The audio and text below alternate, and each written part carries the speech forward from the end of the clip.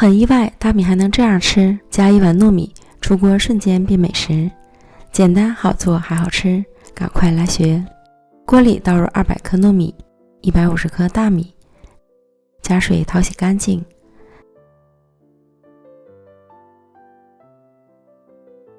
再加入清水，比平时煮米饭的水量稍微多一点。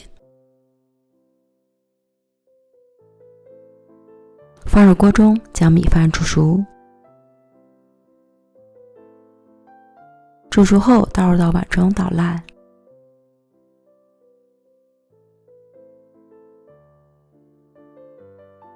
也不需要捣得太烂，这样口感会更好。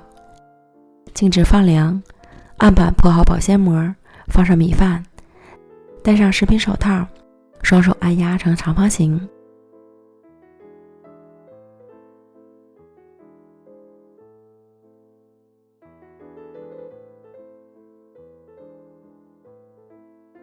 然后在中间的位置上铺上蜜枣，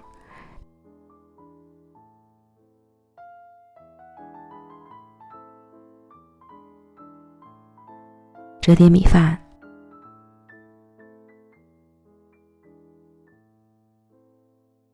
再铺上1层蜜红豆，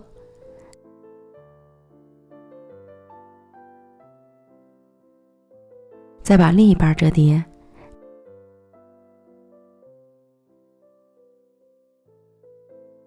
整理好形状，用保鲜膜包好，裹起来。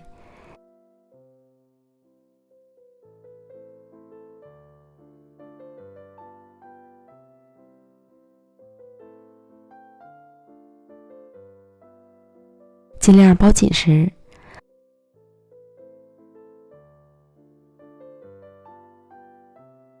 放到冰箱里冷冻2到3小时，冷冻至方便切块即可。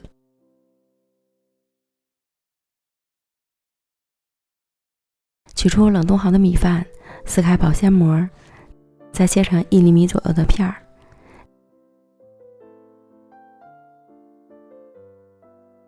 电饼铛预热，刷快油，放入米饭片儿。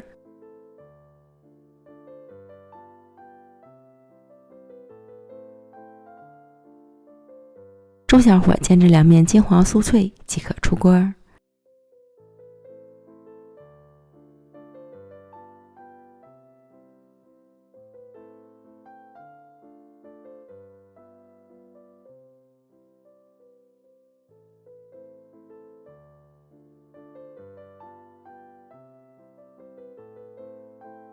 酥脆的外皮儿就像小时候吃过的锅巴的口感，越嚼越香，内里软软糯糯又筋道，简单好做还好吃。朋友们赶快安排起来吧！美食天天更新，咱们明天见，拜拜。